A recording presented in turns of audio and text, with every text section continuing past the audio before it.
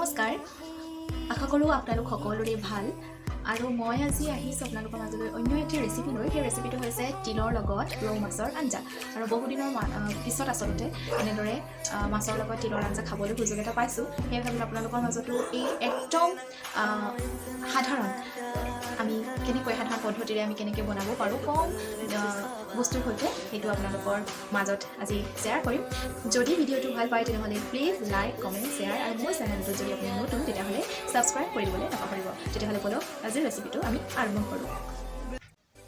actually মই ভিডিঅ'টো আজি বনাম বুলি ভবা নাছিলোঁ আৰু মোৰ তেনেকৈ প্ৰস্তুতিও নাছিলে কিন্তু এতিয়া যিহেতু মই অকণমান দেৰিকৈ ভিডিঅ' কৰিলোঁ গতিকে ইয়াতে আমি অকণমান পাঁচফোৰণ আৰু পিঁয়াজ দি 2-3 মিনিট সময় ল' ফ্লেমত ভাজি ল'ম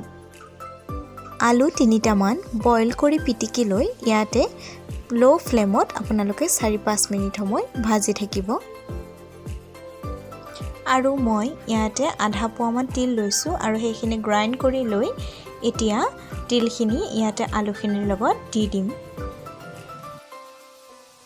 আপোনালোকে জুইৰ ফ্লেমটো একদম ল' ৰাখিব আৰু এনেকৈ 5-10 মিনিট সময় ভাজি থাকিব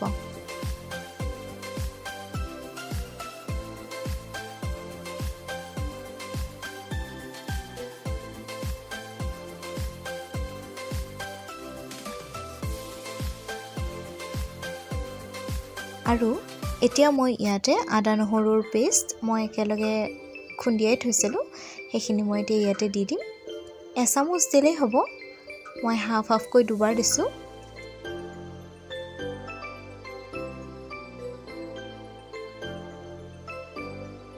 আৰু এতিয়া ইয়াতে অলপমান পানী দি দিলোঁ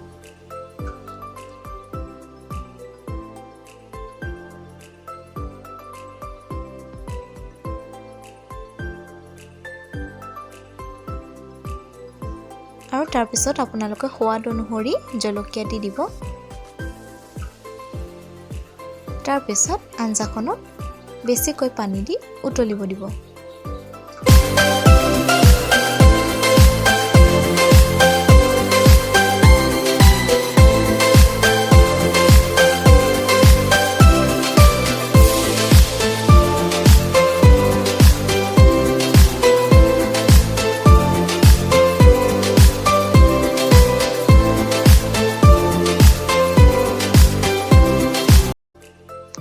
আৰু এতিয়া মই ইয়াতে এড কৰিম নিমখ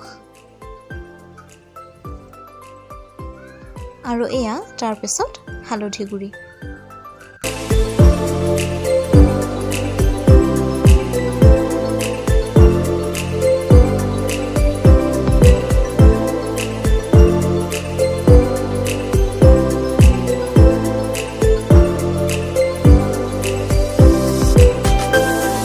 গতিকে আমি 3জনৰ 3 পিচ দি দিম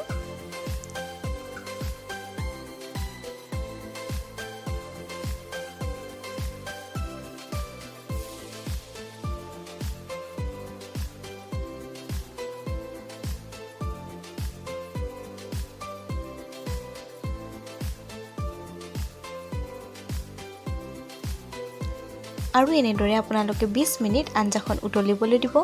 আৰু যেতিয়া লাহে লাহে গোট মাৰিব ধৰিব তেতিয়া গেছৰ ফ্লেমটো অফ কৰি দিলেই হ'ল আঞ্জাখন নমাই থোৱাৰ পিছত আপোনালোকে অলপ স্বাদ মছলা ব্যৱহাৰ কৰিব পাৰে আৰু এয়া হৈছে আমাৰ আঞ্জাখনৰ ফাইনেল লুক আৰু আজিৰ কাৰণে আমাৰ ভিডিঅ'টো এইখিনিতে সামৰণি মাৰিছোঁ ধন্যবাদ